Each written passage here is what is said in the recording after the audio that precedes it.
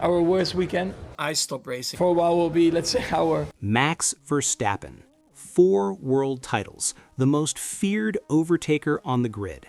Sitting behind a midfield car at Suzuka. Not fighting, not pressuring, just waiting. The man who rewrote the rule book on aggression, parked, helpless, defeated not by a rival driver, but by a button. Here's what nobody is saying directly. The FIA didn't just build new regulations, they accidentally built a cage around the sport's most valuable asset. And the clock on that cage? It's already ticking. So ask yourself this, what happens to Formula One if the man who built its new audience walks away? And what if the people who caused it still don't fully understand what they've done? Let's start small. 3 races into 2026, Verstappen's best result? 6th place in Australia. A retirement in China, 8th in Japan. For any other driver, that's a rough start. Blame the car, blame strategy, move on. But Verstappen isn't blaming the car. He's blaming the formula itself. Not a lot of fun, to be honest. The right word is management. Management. That's what the world's most naturally aggressive racer calls Formula One in 2026. But that was just the beginning, because it's not just Verstappen. Charles Leclerc says you are punished in lap time for pushing to the limit. Fernando Alonso calls fast corners charging zones. Even Kimi Antonelli, who won 2 of the first 3 races, admits it feels like driving with handcuffs. And then it got worse, because this wasn't just about speed anymore. Lando Norris flagged a safety crisis hiding in plain sight. Cars on different energy levels approaching the same corner with closing speeds of 30, 40, sometimes 50 kilometers per hour difference. McLaren boss Andrea Stella said it plainly, "We should not be happy just because nothing happened yet." The championship risk, the regulation failure, the safety threat. And underneath all of it, one bigger question. What is Formula One actually becoming? Here's the thing that changes everything. Verstappen isn't angry because he's losing. He's angry because he can't race. There's a difference, and that difference is the entire story. Think of it like this. Imagine you're the fastest runner alive. You've trained your whole life for one thing, to sprint, flat out, no limits. And then someone hands you a phone with 1% battery left and says, manage it carefully or you lose. That's Verstappen's reality every single lap of every single race in 2026. The new power units carry a 50-50 split between combustion and electric power. Sounds impressive, but what it means on track is that the battery drains fast, charges slow, and the moment you use it to attack, you're immediately vulnerable on the next straight. You pass someone, they pass you back. You pass them again, they pass you back. Not because of skill, because of who pressed the boost button first. That's not racing, that's Mario Kart, and that's exactly what Verstappen called it. So how did we get here? The 2026 regulations were years in the making. New power units, new aero, new energy rules. On paper, progress. The pitch was simple. More competition, more sustainability, more excitement. But the reality exposed something the FIA didn't fully calculate.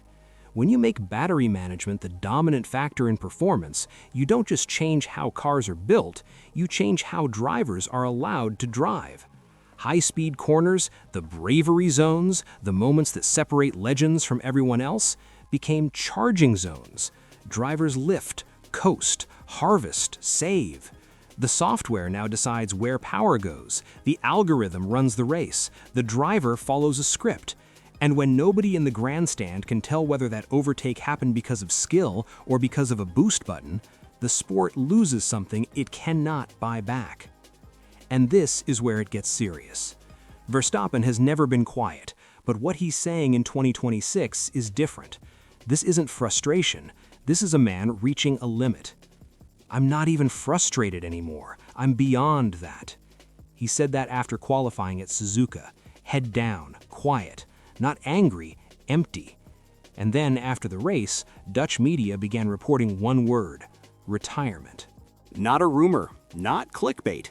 ESPN sources confirmed Verstappen is leaning toward a sabbatical. He has a contract exit clause tied to his championship position at the summer break in August.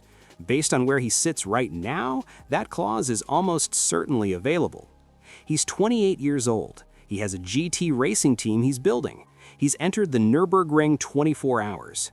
He has said himself, "I don't need to be only a Formula One driver." The exit door isn't just open, he's already looking through it. But here's the real story, and it's darker than anyone wants to admit. The 2026 regulations were specifically designed to attract the next generation of fans. More competition, more sustainability, a better future for Formula One. Those same regulations are now pushing away the one driver who built the last generation of fans. F1 spent 5 years growing a new audience through Drive to Survive. A massive portion of those new fans walked in through one door. The door Max Verstappen opened. In a poll after the Japanese GP, 72% of fans demanded immediate changes. Only 6% said they actually liked the new formula. The FIA built a regulation to secure the sport's future, and may have cracked its present in the process. And this is where everything changed, because the FIA is moving, slowly but moving. A crunch meeting is set for April 9th, 6 potential fixes on the table. Emergency energy management tweaks were already introduced at Suzuka, reducing maximum energy recharge and qualifying from 9 megajoules to 8. More changes are being discussed for Miami in May. But here's the problem. Some fixes need manufacturer agreement. Some need hardware changes that won't be possible until 2027. And the teams currently winning, they have zero incentive to agree to anything. As Verstappen himself said, it's political. Some people feel they have the advantage, and they want to use it. The FIA is listening, but listening and acting are two very different things. So where does this end? Scenario 1. The April 9th meeting delivers real changes. Energy management is reduced. Drivers race freely. Verstappen stays. The 2026 era is saved before it's truly defined. Scenario 2. The fixes are too small, too slow. Verstappen triggers his exit clause in August. He takes a sabbatical, and Formula One spends the next 2 years trying to replace someone who cannot be replaced. Scenario 3, and this is the one nobody wants to say out loud. The regulations don't change meaningfully. Verstappen leaves, and the audience he brought with him leaves too. Not all at once, quietly, race by race, click by click. The FIA created these regulations to make Formula One better. But you cannot build a better sport by breaking the thing that makes people care about it. Max said it himself.